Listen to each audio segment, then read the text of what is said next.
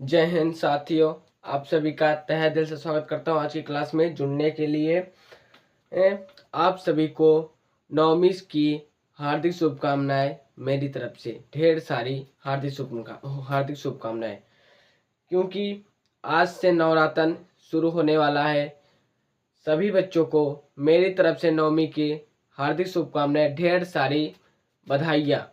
चलिए देखिए, आज का क्लास विलियन का है, जिसमें ये क्लास लास्ट होने वाला है। विलियन का आज का लास्ट क्लास है। इसके बाद से विलियन नहीं पढ़ाया जाएगा। अब हम इसके बाद से विद्युत रसायन की क्लास लेंगे, क्योंकि विलियन की सारी क्लासेस हो चुकी है। इस चैनल पर विलियन की सारी क्लासेस हो चुकी है, इसलिए मैं आप सभी को बता दे रहा हूँ कि ये विलियन का लास्ट क्लास होने वाला है। मैं सभी साथियों से विनम्र निवेदन करता हूँ कि जो भी साथी इस क्लास से ना जुड़े हैं वो ज़रूर जुड़े, और जो भी साथी नए हो वो चैनल को सब्सक्राइब करें, ताकि उन्हें बोर्ड की तैयारी करने के लिए कहीं भी परेशानी न हो। चलिए आज की क्लास के हम लोग करते हैं शुरुआत। आज का क्लास आप सभी के लिए बहुत महत्वपूर्ण है, क्योंकि आज के क्लास में ही अधिक से अधिक इम्पोर्टेंट टॉपिक समाप्त किए जाएंगे। इसके बाद से आपको किसी और क्लास की देखने की ज़रूरत नहीं पड़ेगी, क्योंकि इस चैनल पर आपका विलियन चैप्टर का प्लेलिस्ट बन चुका है। जो भी साथी इस चैनल से जुड़ते हैं वो चाहते हैं कि हम विलियन की तैयारी बढ़िया तरीके से कर लें, तो विलियन का प्लेलिस्ट ज़रूर देखें, ताकि उन्हें एक ही बार में विलियन चैप्टर कवर हो जाए। चलिए आज की क्लास को हम लोग करते हैं शुरुआत। देखिए, इसके पहली वाली क्लास में हमने अणुसंख्यक गुणधर्म पढ़े थे, और उसके बाद उसके प्रकार पढ़े थे, जिसमें हम 4 प्रकार के होते हैं। प्रकार अणुसंख्यक गुणधर्म के 4 प्रकार होते हैं, जिसमें देखिए हमने पहला क्या था, वाष्प दाब का अपेक्षिक अनुमान, दूसरा क्वथनांक का उन्नयन था, और तीसरा क्या था, हिमांक का अनुमान, चौथा क्या था, परासरण दाब। देखिए, जिसमें हमने वाष्प दाब का अपेक्षिक अनुमान इसके पहले वाले क्लास में कवर कर लिया था, और ही क्वथनांक का उन्नयन भी हमने इसके पहले वाले क्लास में कवर कर लिया था। आज हम पढ़ेंगे हिमांक का अनुमान, उसके बाद परासरण दाब, और समपरासारी विलयन, अति परासारी विलयन, आदर्श विलयन, अनादर्श विलयन, और हम लोग वन ठप गुणांक पढ़ेंगे। इसी क्लास में वियोजन की मात्रा पढ़ेंगे, और इतने सब टॉपिकों को हम लोग पढ़कर ही इस क्लास को आज करेंगे समाप्त। इसके बाद से आपको एक नया प्लेलिस्ट बनेगा, जिसमें आप सभी को विद्युत रसायन की क्लासेस चलेगी। क्योंकि विद्युत रसायन भी थोड़ा बड़ा चैप्टर है, उसे भी छोटे छोटे पार्टों में करके हम आप सभी को पढ़ाएंगे। जो भी साथी इस क्लास से न जुड़े हैं वो अवश्य जुड़े। मैं सभी साथियों से विनम्र निवेदन करता हूं कि आप लोग इस चैनल को सब्सक्राइब कर लें, ताकि आप लोगों को पढ़ाई करने में थोड़ी भी दिक्कत ना हो। चलिए हम लोग आज की क्लास को करते हैं शुरुआत। देखिए, आज हमारा टॉपिक क्या है, हिमांक का अवनमन।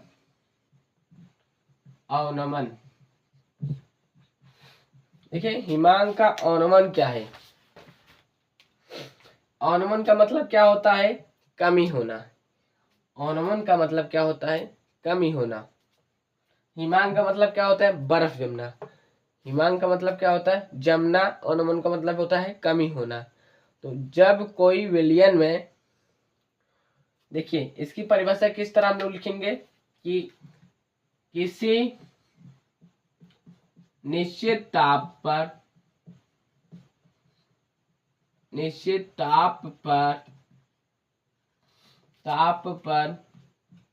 विलयन में उपस्थित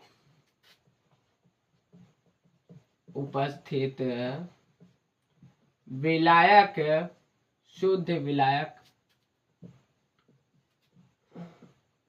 शुद्ध विलायक का हिमांक तथा आवाष्पशील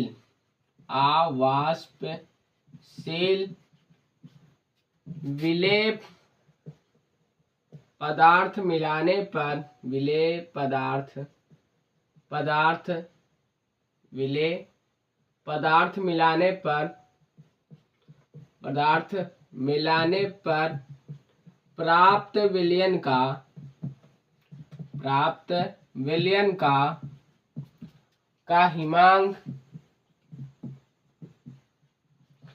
हिमांक में हुई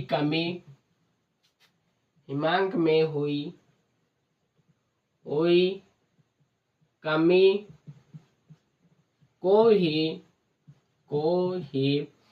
हिमांक का अवनमन कहते हैं। हिमांक का अवनमन कहते हैं।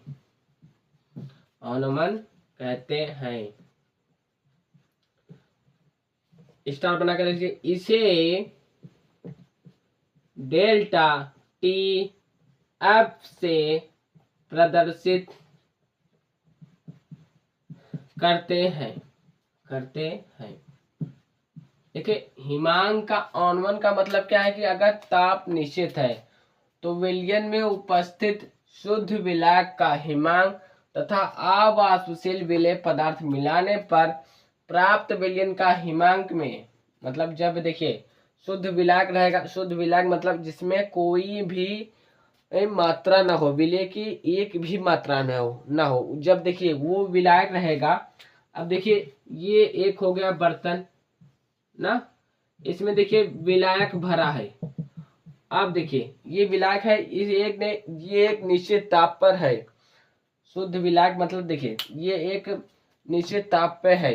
अब इसी में देखिए, अब इसी में हम लोग अवाष्पशील विलेय पदार्थ को मिला देते हैं। अवाष्पशील विलेय पदार्थ जब मिला देंगे, इसमें घोल देंगे, तो इसके हिमांक में इसका जो वो बर्फ होगा, वो गोला होगा, वो उसके हिमांक में कमी हो जाती है। जो हिमांक होता है, जो बर्फ का गोला होता है, उसके हिमांक में ही बर्फ में ही कमी हो जाती है। जो विलयन पहले रहेगा वो विलयन अब नहीं होगा, वो घट जाएगा। और जैसे देखिए पहले शुद्ध विलायक था, वो जो पहले विलयन था वो उसमें केवल देखिए उसमें केवल विलायक ही था ना। अब इसमें अवाष्पशील विलय जो मतलब घुलता नहीं, उसे डाल देते हैं आप लोग, तो इसमें इसके हिमांक में कमी हो जाती है, घट जाता है। जो विलयन अब पहले बनेगा वो घट जाएगा, उसी को क्या कहते हैं, हिमांक का अवनमन कहते हैं। और इसे किससे प्रदर्शित करते हैं, इसे डेल्टा टी एफ से प्रदर्शित करते हैं।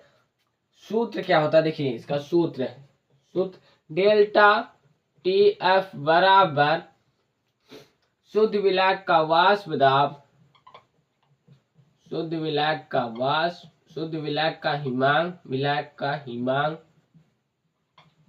हिमांक माइनस अवाष्पशील विलेय मिलाने पर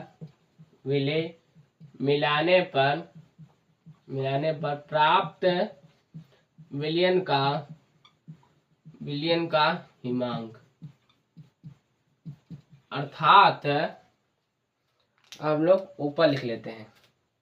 ये तो हो गए हिमांक का अवनमन का परिभाषा, और इसे डेल्टा टी एफ से प्रदर्शित करते हैं। डेल्टा टी एफ बराबर शुद्ध विलायक का हिमांक माइनस अवाष्पशील विलेय मिलाने पर प्राप्त विलयन का हिमांक होता है। चलिए और आगे हम लोग देख लेते हैं इसको। देखिए डेल्टा टी एफ बराबर शुद्ध विलायक के हिमांक को किससे प्रदर्शित करते हैं, टी एफ माइनस शुद्ध विलायक को हम लोग किससे प्रदर्शित करेंगे, टी एफ नॉट माइनस, और अवाष्पशील विलेय मिलाने पर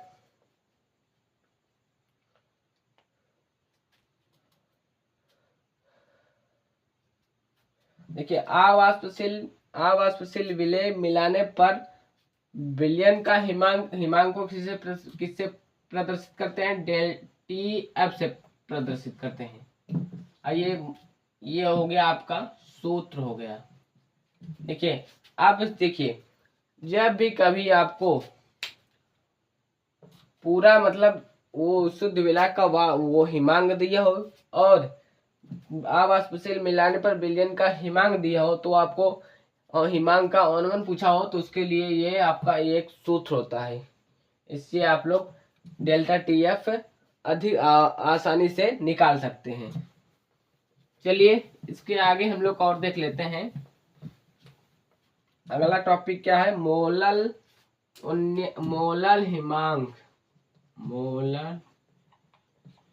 हिमांक या मोलल अवनमन स्थिरांक। अब देखिए इसमें कैसे करेंगे कि हिमांक का अवनमन देखिए हिमांक का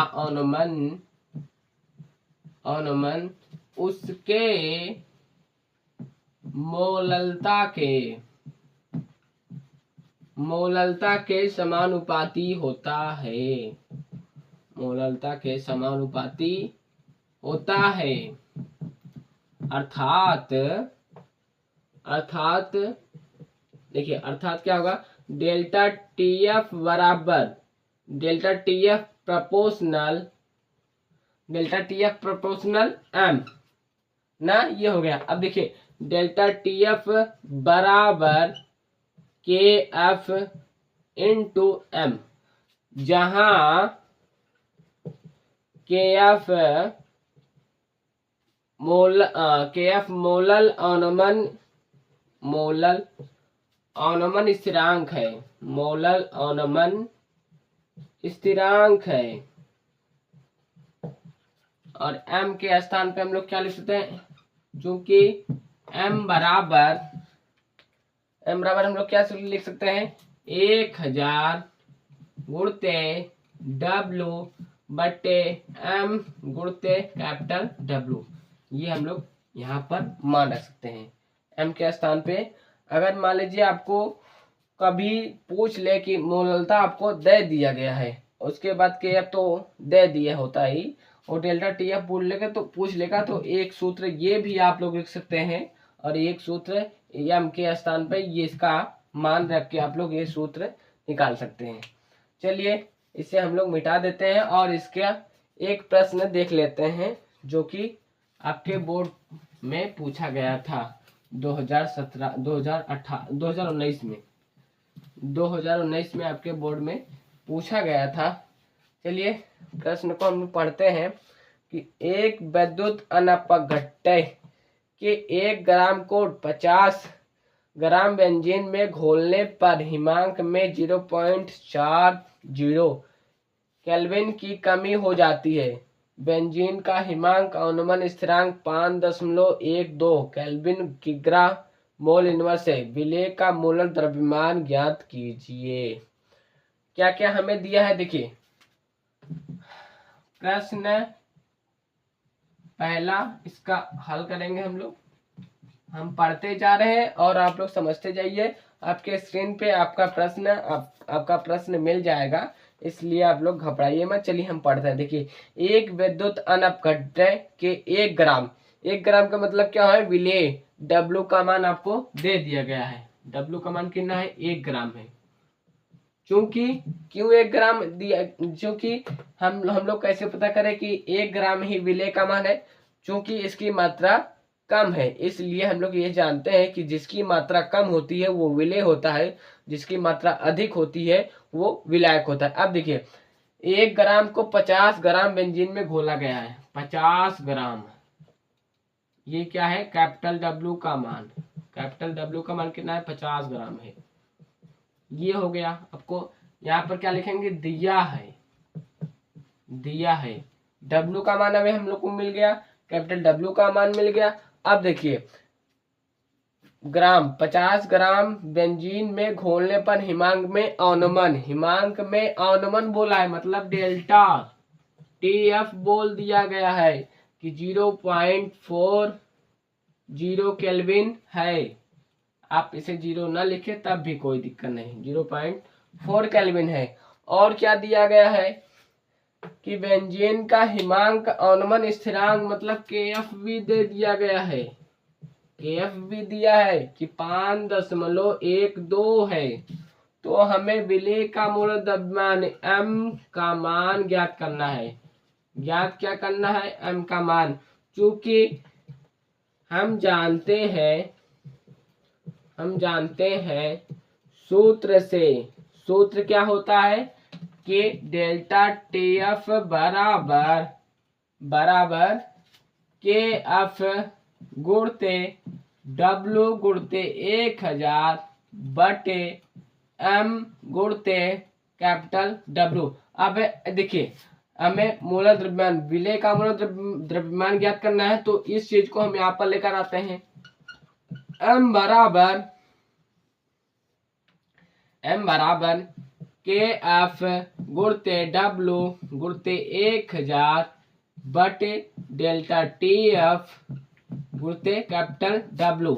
चलिए अब यहाँ पर हम सभी के मानों को रखते हैं और आगे हल करते हैं।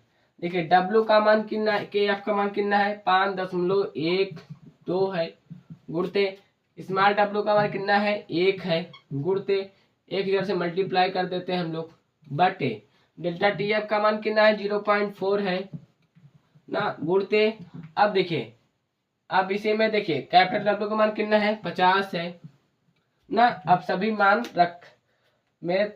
सभी मान सूत्र पे रखा गए हैं। चलिए अब इसे हम लोग हल करते हैं। 1 0 से यहाँ पर 1 0 कैंसिल हो गया। अब देखिए 1 दशमलव से 1 दशमलव कैंसिल, यहाँ पर दशमलव आ गया ना, 51/2 हो गया। m बराबर 51.2 गुणते 100 ना बटे 4 गुणते 5।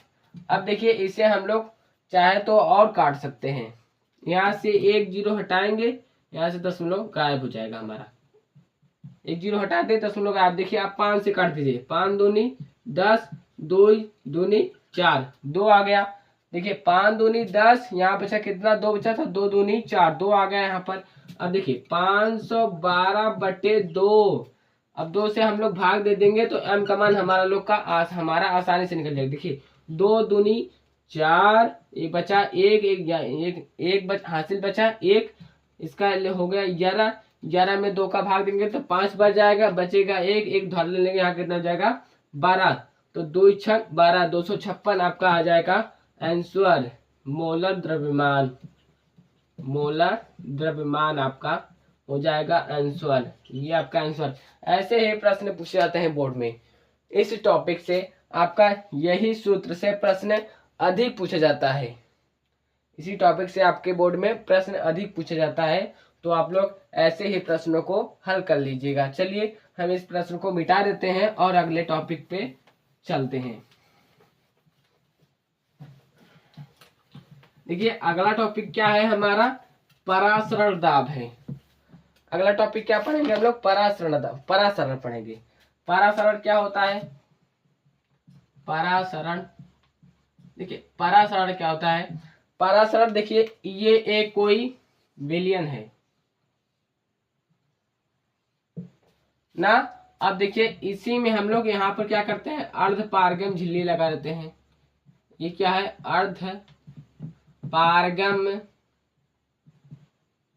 अर्धपारगम झिल्ली लगा देते हैं। देखिए ये एक पात्र है और यहाँ पर हम लोग बीच में क्या करते हैं, अर्धपारगम झिल्ली लगा देते हैं। अब देखिए यहाँ पर देखिए एक विलयन ये हो गया, इसमें विलेय और विलायक मिलकर विलयन बना है, और एक विलयन ये हो गया। अब देखिए जिसकी सांद्रता कम होगी वो विलयन अर्धपारगम झिल्ली को पार करके जिसकी सांद्रता अधिक होगी उसकी ओर बढ़ाता है, उसी को क्या कहते हैं, परासरण कहते हैं। परासरण प्रक्रिया क्या होती है कि वो मान लीजिए कोई बर्तन है, उसमें आप 2 खाने कर दीजिए, एक में तनु विलयन रख दीजिए, एक में शांत विलयन रख दीजिए। देखिए एक बर्तन है, एक बर्तन को 2 खाने कर दीजिए, उसमें एक में तनु विलयन रखिए, एक में शांत विलयन रखिए। अब देखिए और उसको अर्धपारगम झिल्ली द्वारा बांध दीजिए, कैप कर दीजिए। अब देखिए जिसकी मात्रा कम होगी, जो सांद्र बहुत कम होगा, उसके विलय के अवयव जिसकी मात्रा अधिक होगी और जो सांद्र अधिक होगा उसकी ओर खींचे चले जाते हैं। इसी प्रक्रिया को क्या कहते हैं हम लोग? परासरण कहते हैं। बस यही समझाना था आपको। बस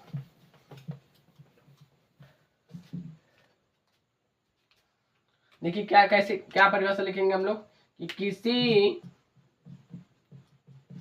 तनु विलयन में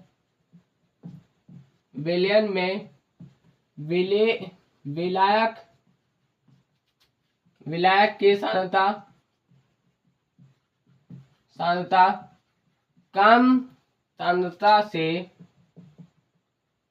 किसी तनु विलयन में अर्ध पारगम झिल्ली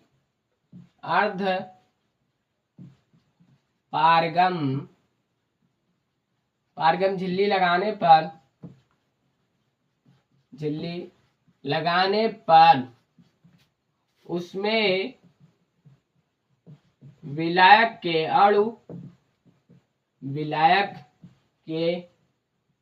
की सांद्रता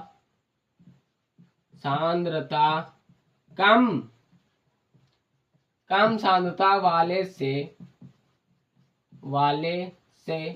अधिक सांद्रता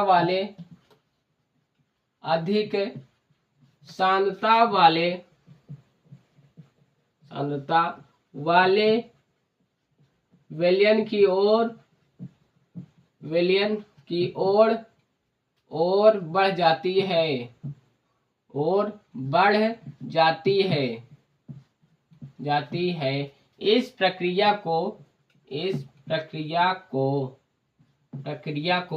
परासरण कहते हैं। इस प्रक्रिया को क्या कहते हैं? परासरण कहते हैं। इसका मतलब क्या है कि देखिए एक तनु विलयन है, अब उसे हम अर्धपारगम झिल्ली द्वारा कवर कर देते हैं। अब देखिए जिसकी सांद्रता कम होगी, जिस विलयन की, देखिए जब वो तनु विलयन होगा उसे हम दो भागों में कवर करेंगे। अब देखिए जिस भाग में कम विलयन होगा और जिस भाग में अधिक विलयन होगा, विलयन तो एक है, तनु विलयन है, अब उसे देखिए बर्तन में हम लोग दो भागों में कवर कर दे रहे हैं, क्योंकि अर्धपारगम झिल्ली जब लगाएंगे तो जिसकी मात्रा जो विलयन दो भागों में बढ़ जाएगा, एक छोटे में एक अधिक में। देखिए जिसमें कम विलयन होगा उसका वो अधिक विलयन की ओर, अधिक सांद्रता की ओर बढ़ाता है। इसी प्रक्रिया को हम क्या कहते हैं? परासरण कहते हैं। बस यही आपको समझना था। अब चलिए आगे देख लेते हैं हम लोग परासरण दाब क्या होता है कि परासरण प्रक्रिया को रोकने के लिए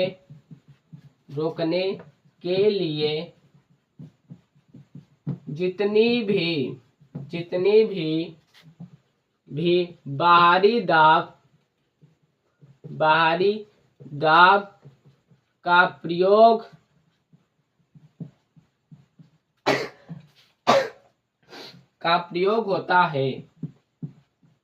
होता है उसे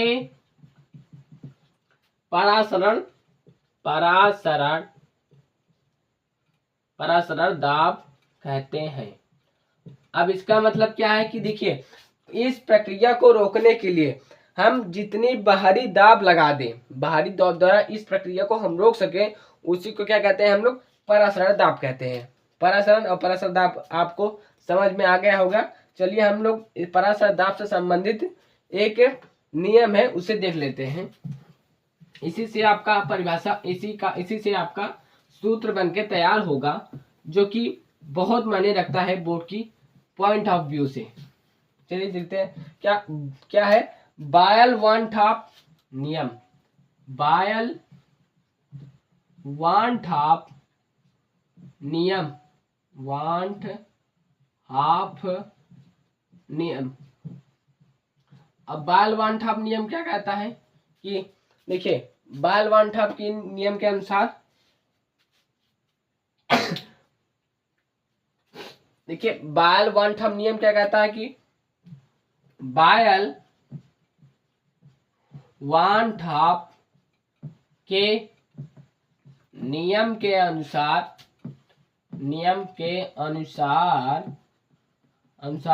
स्थिर ताप पर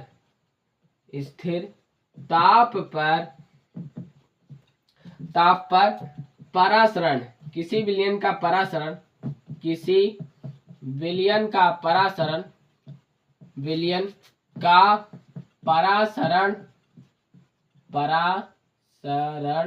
दाब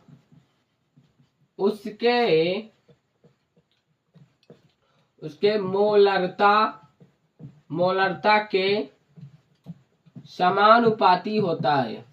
के समानुपाती होता है। अर्थात परासरण दाब पाई प्रोपोर्शनल क्या है, सी है। अब देखिए पाई बराबर सी ये प्रोपोर्शनल हटेगा तो यहाँ पर क्या आर टी होता है। पाई प्रोपोर्शनल सी टी होता है, क्यों? क्योंकि ताप भी है, स्थिर ताप है, ताप का मान बदलने नहीं वाला है, इसलिए पाई प्रोपोर्शनल सी टी होगा। अगर प्रोपोर्शनल हटेगा तो आर सी टी, ये हो गया एक सूत्र आपका। अब देखिए जहां पाई क्या है, परासरण दाब है, आर क्या है, नियतांक है, और सी क्या है, मोलरता है, टी क्या है, ताप है। देखिए सी बराबर क्या होता है, चूंकि सी मोलरता बराबर क्या होता है, मोलरता बराबर क्या होता है, एन बटे मोलों की संख्या, विलेय के मोलों की संख्या बटे आयतन होता है। हाँ, एन बटे मोलरता बराबर क्या होता है, एन बटे वी हो जाएगा। अब देखिए सूत्र से पाई बराबर आर एन वी टी, ये हो गया आपका सूत्र। अब देखिए इसे हम ऐसे भी लिख सकते हैं, पाई वी बराबर आर एन टी, चूंकि एन बराबर क्या होता है, डब्ल्यू बटे एम। एन क्या है, विलेय की मोलों की संख्या है, तो विलेय की मोलों की संख्या बराबर क्या होता है, विलेय का भार बटे विलेय का अणुभार होता है। तो एन के स्थान पर हम लोग क्या लिख सकते हैं, डब्ल्यू बटे एम लिख सकते हैं। पाई वी बराबर आर डब्ल्यू बटे एम टी, ये आपका हो गया क्या, मोस्ट इंपॉर्टेंट सूत्र, मूल सूत्र। मान लीजिए ये क्या हो गया आपका, ये मूल सूत्र हो गया, मूल सूत्र। देखिए अब क्यों होता है, बायल वन टॉप के नियम के अनुसार बायल ने क्या बताया कि परासरण दाब जो होता है उसके मोलरता के समानुपाती होता है। बायल ने ये बताया कि परासरण दाब क्या होता है कि मोलरता के समानुपाती होता है। तो अर्थात सूत्र के अनुसार पाई प्रोपोर्शनल सीटी होता है, क्योंकि ताप स्थिर है इसलिए। तो पाई प्रोपोर्शनल सीटी बराबर सीटी पाई बराबर आर सी टी, प्रोपोर्शनल हटेगा तो नियतांक आएगा, नियतांक जो होगा आर होगा। अब से सी क्या है, सी बराबर क्या होता है, सांद्रता। सी बराबर सांद्रता या मोलरता, जो कि होता है एन बटे वी, मतलब विलेय के मोलों की संख्या बटे आयतन होता है। तो एन बराबर क्या होता है, डब्ल्यू बटे एम होता है, जो कि होता है विलेय का भार बटे अणुभार। तो इन्हें सबको हम रखने पर हमें ये मूल सूत्र प्राप्त होता है। यही आपका मेन सूत्र है, बस और कुछ नहीं है। चलिए इसे हम मिटा देते हैं और आगे पढ़ते हैं। अब आगे क्या पढ़ेंगे हम लोग,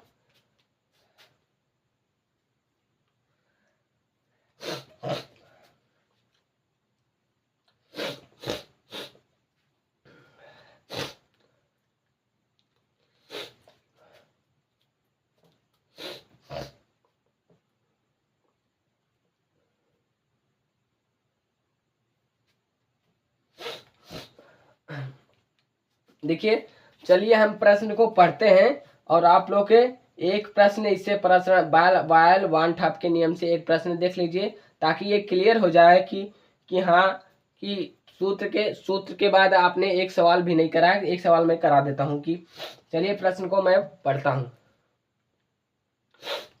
प्रश्न क्या है कि एक पदार्थ के 45 ग्राम प्रति लीटर घोल में 20 डिग्री सेल्सियस पर परासरण दाब 3.2 वायुमंडलीय है। विलयन के स्थिरांक के मान की गणना कीजिए जबकि पदार्थ का अणुभार 342 है। ये प्रश्न आपका 2019 में पूछा गया था परासरण दाब से संबंधित। देखिए प्रश्न क्या है, प्रश्न है पहला और हल करते हैं हम लोग। हल में क्या करेंगे, पहले दिया है, जो दिया है पहले उसे हम लोग लिखेंगे। देखिए हमें क्या क्या दिया गया है, W का मान क्या दिया गया है 45 ग्राम, 45 ग्राम W है। और M का मान कितना दिया गया, उसका मोलर द्रव्यमान भी दिया गया कि 342 है, ये हो गया। और क्या दिया गया है, तापमान T क्या, अब देखिए T हम इसमें क्या करेंगे, T हमें केल्विन में करना है, तो इसमें तापमान कितना दिया है 20 डिग्री सेल्सियस दिया है, प्लस 273 जोड़ेंगे जो कि हमें ये केल्विन में प्राप्त हो जाएगा। देखिए 3 हो जाएगा, यहाँ पर 7 2 9 हो जाएगा, 293 हो जाएगा। ऐसे ना लिख के हम लोग इसे डायरेक्ट ऐसे लिख देते हैं कि T का मान 293 होगा। और 293 कहाँ से आया, 293 कहाँ से है वो अब मैंने आपको अभी यहाँ पर बता दिया था। और देखिए और क्या दिया गया है, वायुमंडलीय दाब मतलब पाई का मान भी हमें दे दिया गया 3.2 दिया है। हमें ज्ञात क्या करना है, ज्ञात करना है आर का मान। आर का मान हमें ज्ञात करना है, चूंकि हम जानते हैं सूत्र से, सूत्र क्या होता है, चलिए सूत्र का हम लोग देख लेते हैं। सूत्र क्या होता है, पाई वी बराबर क्या होता है, देखिए पाई वी बराबर क्या होता है RW/M × T होता है। अब देखिए हमें चाहिए क्या, R चाहिए, तो R के लिए क्या करेंगे हम लोग, R बराबर इसे इन सबको इधर ले जाएंगे, ये M क्या हो जाएगा पाई V × M हो जाएगा, M ऊपर चला जाएगा, W आयतन का मान 1 होगा। क्यों होगा, क्योंकि एक लीटर है, 1 लीटर में मतलब उसे हमें M में मतलब मिली मोल में नहीं बदलना है, क्यों लीटर मतलब आयतन मतलब लीटर में होता तो 1 हो जाएगा, इसीलिए यहाँ पर इतनी बड़ी गलती हो गई। R बराबर क्या हो जाएगा, पाई के मान रखते हैं, पाई का मान कितना है 3.2 है, गुणते V का मान क्या है 1 है, गुणते M का मान कितना है 342 है, बटे W का मान कितना है 45 है, गुणते T का मान क्या है 293 है। R का मान देखिए 3.2 गुणते 342 बटे 45 गुणते 293।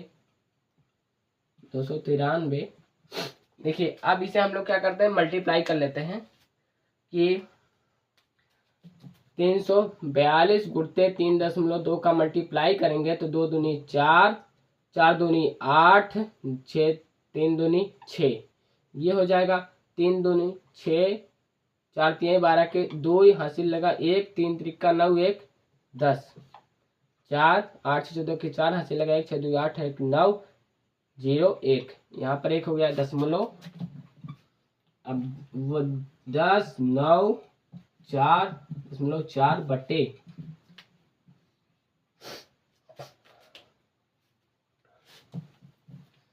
अब इसका भी हम लोग मल्टीप्लाई कर लेते हैं। इसका मल्टीप्लाई करेंगे 293 गुणते 45, 5 3 15 के 5 हासिल लगा 1, 9 5 45 45 1 46 6 हासिल लगा 4, 5 दूनी 10 10 60 14 गुणते 4 3 12 के 2 हासिल लगा 4 3 12 के 2 हासिल लगा 1, 9 4 36 36 1 37 के 7 हासिल लगा 3, 4 दूनी 8 8 3 11, 5 6 2 8 7 4 11 के 1 1 1 2 1 3 1 1 1 13 18 5। अब देखिए इसमें क्या है कि 13,185 है और ये कितना है इकाई दहाई सैकड़ा हजार। एक प्रकार से मान लीजिए इसे हम लोग देखिए जब यहाँ पर क्या करेंगे ये दशमलव हटाएंगे तो ये 10,944 होगा, ये 13,185 है, तो यहाँ पर क्या करेंगे 0.0 करेंगे तो यहाँ पर क्या हो जाएगा ये 4 दशमलव यहाँ से कैंसिल हो जाएगा। अब इसे देखिए तब भी ये कम है, एक जीरो यहाँ पर और बढ़ाएंगे और हम लोग क्या करेंगे, अब ये इससे ज्यादा हो जाएगा। अब इसे क्या करेंगे, 8 पर ले जाएंगे तो आपका इतना आ जाएगा 0.83, इतना आपका आर का मान हो जाएगा। आर का मान कितना हो जाएगा, 0.83 हो जाएगा। ये आपका क्या हो गया, आंसर हो गया। चलिए अब हम लोग आगे और भी इससे और भी टॉपिक देख लेते हैं जिससे आपका ये चैप्टर खत्म हो सके। ये तो हो गया आपका प्रश्न हो गया। और हम लोग क्या देखेंगे, समप्रसारी विलयन, समपरासारी विलयन, समप्रसारी विलयन। चलिए क्या है समप्रसारी विलयन, और समप्रसारी विलयन क्या होता है इसे हम लोग देख लेते हैं। समप्रसारी विलयन,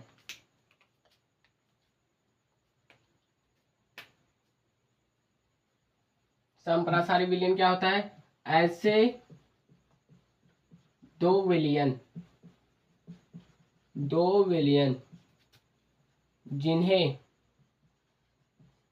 जिन्हें पृथक करने पर परासरण प्रक्रिया नहीं होती है, परासरण प्रक्रिया नहीं होती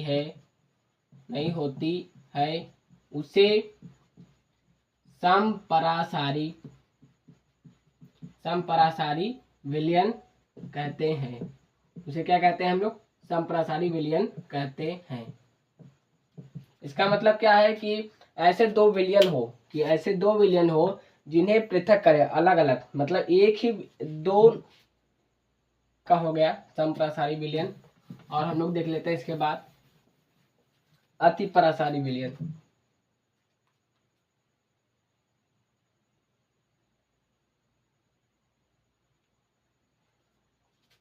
अतिपरासारी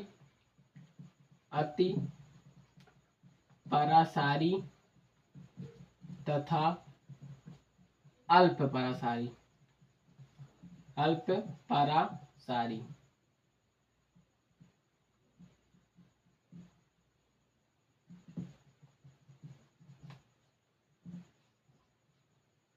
अल्पपरासारी विलयन, देखिए अतिपरासारी विलयन तथा अल्पपरासारी विलयन में क्या अंतर है कि ऐसा विलयन जिसकी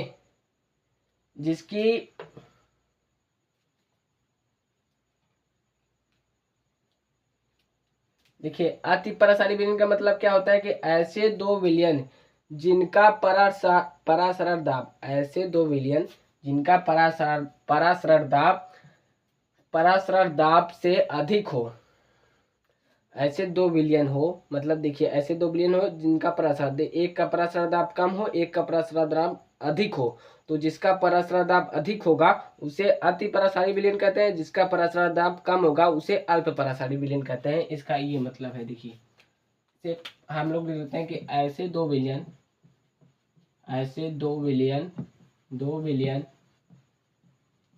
जिनका परासरण दाब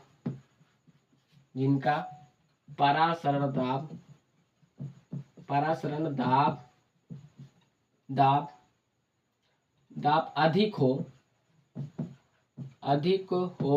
उसे अतिपरासारी विलयन कहते हैं, अतिपरासारी विलयन कहते हैं। और जिनका परासरण दाब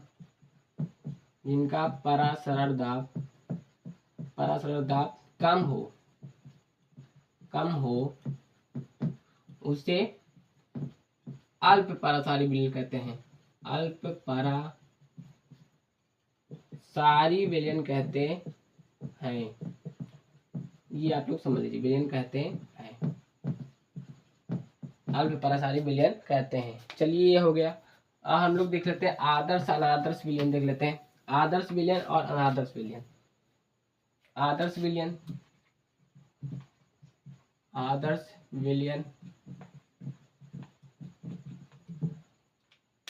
ऐसा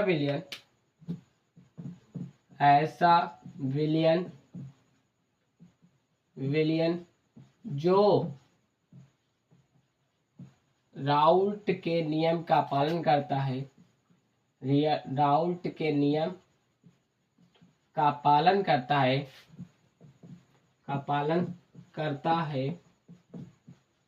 है, उसे आदर्श विलयन कहते हैं, उसे आदर्श विलयन कहते हैं,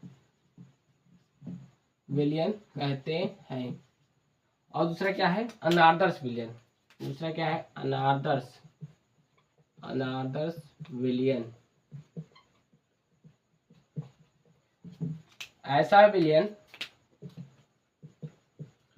विलयन जो राउल्ट के नियम का पालन नहीं करता है, नियम का पालन नहीं करता है, उसे अनादर्श विलयन कहते हैं। चलिए सभी साथियों को हम धन्यवाद करते हैं आज की क्लास में जुड़ने के लिए। आज का क्लास हमारा यहीं पर समाप्त होता है। चलिए धन्यवाद। जय हिंद। आप सब